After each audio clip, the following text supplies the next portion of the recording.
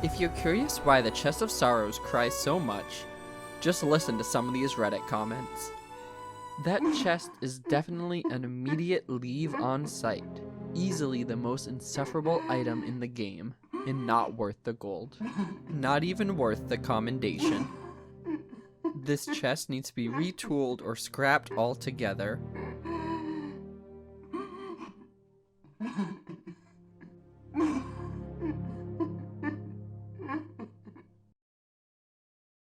The Chest of Sorrows might be one of the most universally reviled things in Sea of Thieves. I have to keep it on my ship the entire time I sailed today.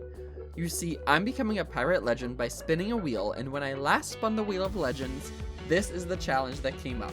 And so it is the challenge I must do to level up in each faction today. Speaking of leveling up in each faction, while that is something I did with the Chest of Sorrows on board today, it was an incredibly easy task that took about 10 minutes, in which I sailed to Chicken Isle, collected up some loot, bucketed some water, sailed to plunder outposts, and raised my level in each faction. This served as the precursor for what was the real adventure today, because I had other things on my mind. You see, every single time I go to log in as Baby Bruce Jr., I try to start my very own ship. However, I don't have enough money. And I couldn't sell treasure or do voyages for any of the main 3 factions, as that would disrupt my progress on my journey to become Pirate Legend. So with only a few options to profit, I went with what I knew would net me the most amount of gold and line my pockets from ear to ear, selling fish I found in shipwrecks. So I sailed over to my first shipwreck of the day, ensured my Chest of Sorrows was quiet, and dove down, finding some wreckers and some splash tails. What an absolute dream. I resurfaced and was giddy with excitement. I was about to have more gold than the city of El Dorado itself. Maybe I'd buy 12 sloops. What would I name them? Ships are always named after girls, right? Donna's a majestic name. Wait, what was that?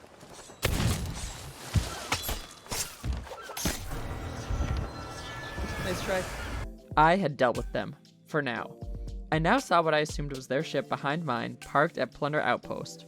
After stopping at the first properly functioning flotsam I've seen in a while and grabbing a burnt sunwrecker, I decided I'd scour one more shipwreck before selling, and luckily I wouldn't have to look for it, because I knew where I could find a shipwreck.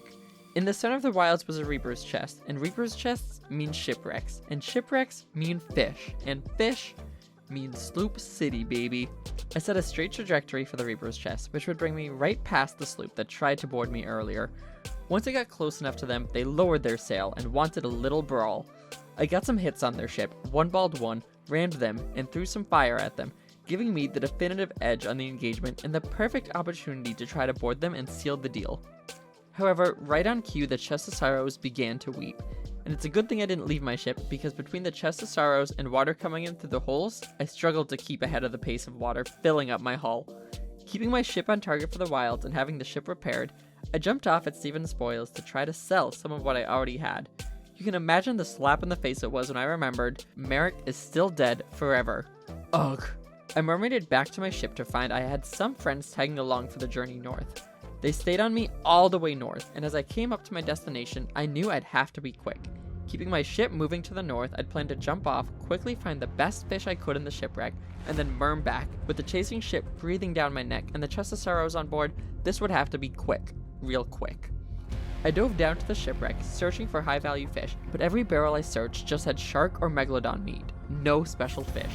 It had been too long though. I needed to get out of there. I got back to my ship with not a second to spare, as my map table was nearly submerged.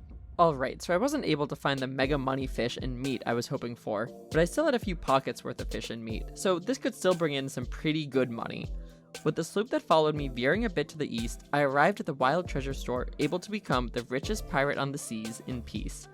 And then I saw how undervalued fish and meat are. Once all was said and done, I only made 4,000 gold. I was furious and really upset. I needed to take my anger out, and I knew just the ship to take it out on. Had that sloop not been chasing me, I would have been able to stop and get some higher value fish, and definitely, probably, maybe, would have gotten enough gold for my very own sloop. So I approached them right by Galleon's grave, gifting them my supplies, telling them I was getting off, which was true. While their noses were in barrels putting away supplies though, I gave them one other gift. From me, to them, which I'm sure they would find eventually. Let's bring in the Wheel of Legends to see what challenge I'll take on next.